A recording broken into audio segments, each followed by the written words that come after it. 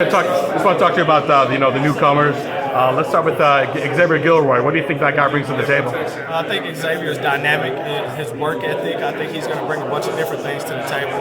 He can create space. He can catch the ball at his highest point. He's able to run routes, get in and out of breaks at a good size, about 6'1", 6'2".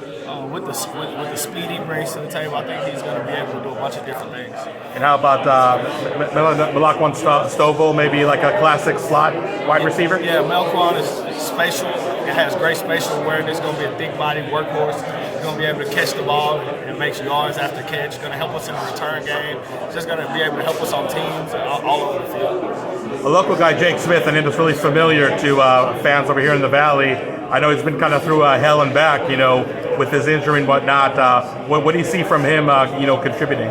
Jake is probably one of the guys I'm most excited about, just because I know him so well and I'm able to kind of sympathize with his journey, injuries and, getting back on the field and creating that confidence for himself. I see him same way as I see Melquan, just being able to make plays in the slot, make plays on the outside, make plays on teams, and just bring some dynamic ability to the offense.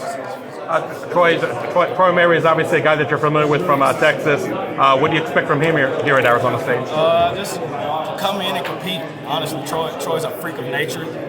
He's physically a specimen. He's a physical freak. So just being able to stay healthy, work hard, be consistent every single day, and if he can make routine plays on top of catching 50-50 ball and winning consistently with his body, using his frame, I think he's going to be great. Let's talk about some of the younger guys. Caleb Black, what do you like about his game? Caleb is explosive. He's able to put his foot in the ground at different angles. He's able to get in and out of breaks. Again, another smaller guy who's able to play outside and inside, dynamic. Another guy who can help on teams, has great spatial awareness, has great lateral ability, able to get in and out of cuts, make yards after catch, turn into a running back when he catches the ball. I'm excited about Xavier.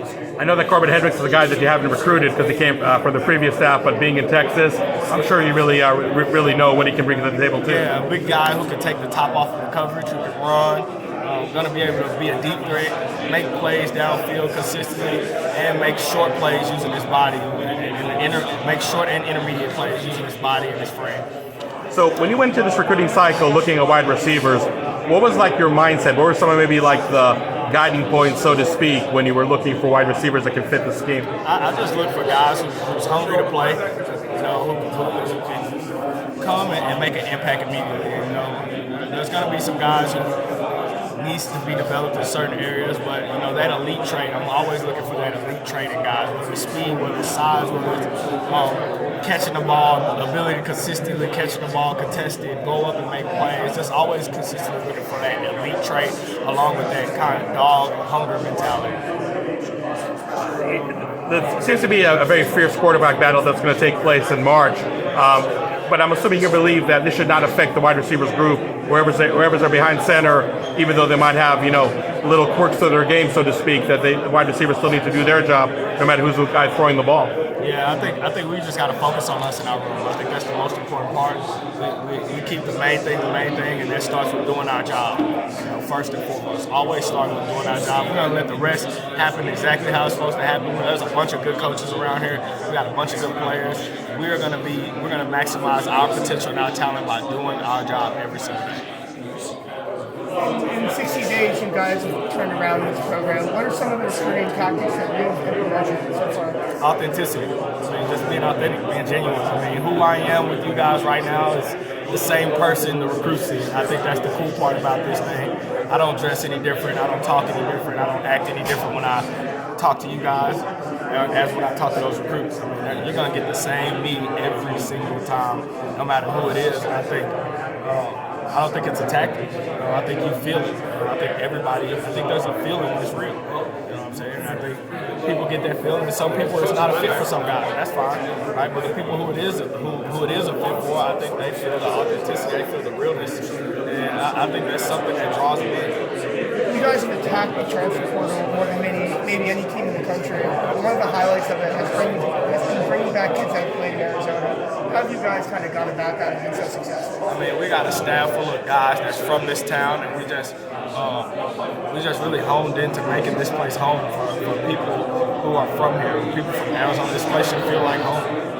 we have created a home feeling with the people around here, how we structure the place, how we do things. And again, they come here and they feel it. And with Jaden coming in and kind of bringing some national attention to the class, how do you think that's going to give you guys some more momentum going into a full off season and a full year? Well, anytime you get a player of his caliber, it brings momentum, it brings attention to the program, and that attention is good attention. And I think you got to maximize it. You got to use that attention, use that the spotlight he's brought to this program, and use it to show other guys what this place can be and how this place can be, and where we plan on taking it. I think that he's a testament of that. And you yourselves have just been highly touted as such a successful recruiter. How do you think that your success is just going to continue to bring success here? I think, again, I think just being me, honestly, being me. And I've been successful as a recruiter, but I think I've been just as successful as a coach. And I think that's been something that has constantly kind of overlooked when it comes to the recruiting piece, because some of these guys, when you say recruiting, some of the recruiting I'm doing is putting out there what I've been able to accomplish as a coach. At SMU having a freshman All-American.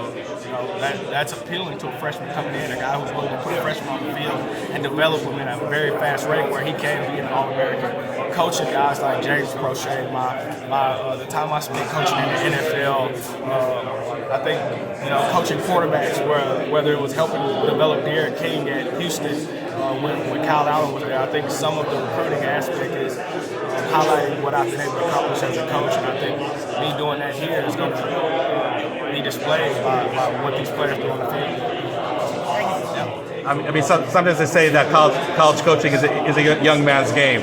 You being 27, what are the advantages of that? I turned 28 in December. 28, sorry. See, I'm getting old. I'm getting old now. I got to give every year. I got to add on to the years because I'm looked at like I'm 12 around here to everybody and most people in the profession.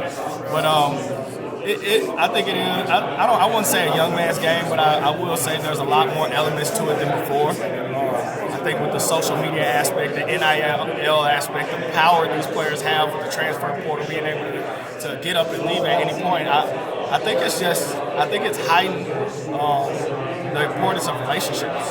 Honestly, we talk about what we've been able to do here at this time, and even what I've done in the past has been strictly based off of relationships. And I think you have to have the energy and the willingness to create these relationships, and maybe that's what it's meant by a young man's game, because it does take a lot of energy and a lot of emotion building these relationships with these kids for 2 to 3 years, and knowing the possibility they might go somewhere else. And that's emotionally draining, but I think you got to have the willingness and the energy to do it. Coming into this program, you had expectations of yourself of what this coaching staff can achieve in recruiting, because right now that's really the only thing you're judged by. Are you surprised by what transpired in the last 60-plus days, or you think everything is really going according to plan? No, I'm not surprised. I think it's going according to plan. I think this is what I expected coming here. Anytime you put an energetic staff like this together, and even when you got a head man who has the ability to recruit like he does. I mean, he called me, I want to say 2 nights ago, and just got me on the phone at about 9 or 10 at night. And he was like, "You're used to being the best recruiter on your staff, aren't you?" It's like, now it's the head coach.